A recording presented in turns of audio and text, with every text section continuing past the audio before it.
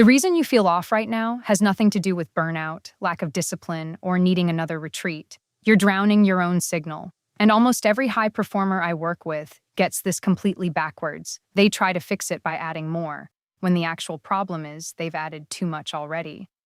I've spent over 2 decades working with clinical hypnotherapy, energy work, intuitive guidance.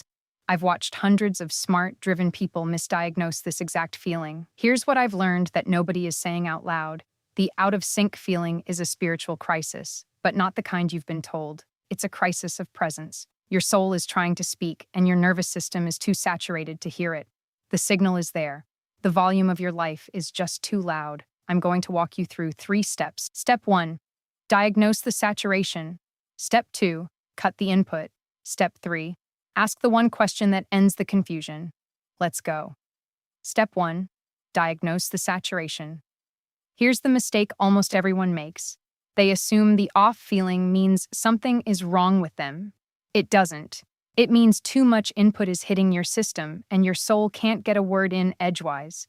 Everything feels equally urgent and equally meaningless at the same time. That's the signature of presence in exile. Stop treating it like something you need to fix from the outside. The crisis isn't that you've lost your way, it's that you've lost contact with the part of you that already knows the way. 3 things to do today. 1. Write down every input source in your life right now. Apps, people, meetings, subscriptions, group chats. 2. Circle the 5 that drain you and give you nothing back. 3. Be honest about which ones you keep around out of guilt, not value. You're not broken, you're full. There's a difference. Step 2. Cut the input. The mistake here is thinking you need a sabbatical, a silent retreat, or some big dramatic exit to come back to yourself. You don't. Those are avoidance dressed up as wellness. The flip. Presence doesn't come from going far away. It comes from one honest hour where nothing is allowed to talk to you, not your phone, not your calendar, not the voice in your head rehearsing tomorrow. 3 actions. 1. Block 1 hour today, not tomorrow. Today. 2. Phone in another room, not face down, another room. 3. No agenda, no journaling prompt, no podcast, just you and the quiet. If an hour feels impossible, that's your diagnosis right there. You're more saturated than you thought. Step 3. Ask the one question. The mistake people make in the quiet is filling it with more thinking, more planning, more problem solving. That's just the noise relocating. The flip. In that hour, you only ask one question. What have I outgrown that I'm still pretending fits? You already know the answer. You've known for months. Your soul has been whispering it. You just haven't been quiet long enough to say it out loud. 3 things to do with what comes up.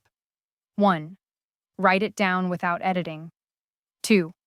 Pick the one thing that scared you most to admit. That's the real one. 3. Take one small action this week that honors the truth of it.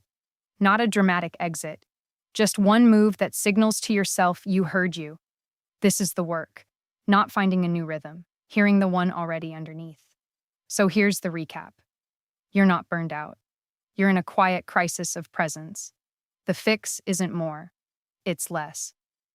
Diagnose the input. Cut the noise. Ask the one question you've been avoiding.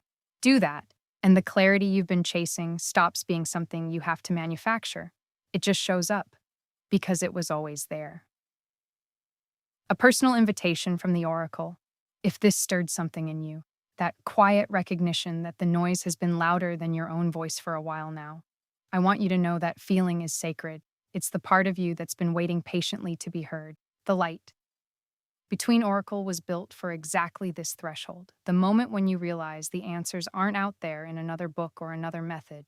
They're underneath everything you've been carrying. Inside, you'll find tailored guidance for your deepest questions, a place of power to transform the patterns that drain you, self-hypnosis practices to rewire what's been running you on autopilot, soul prayer for the conversations only you and your inner wisdom can have, and poetic insights to capture what surfaces when you finally get quiet enough to listen.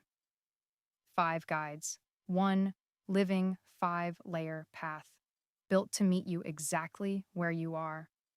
Explore the light between Oracle whenever you are ready. and carry everything you have already heard in the quiet today into that next chapter.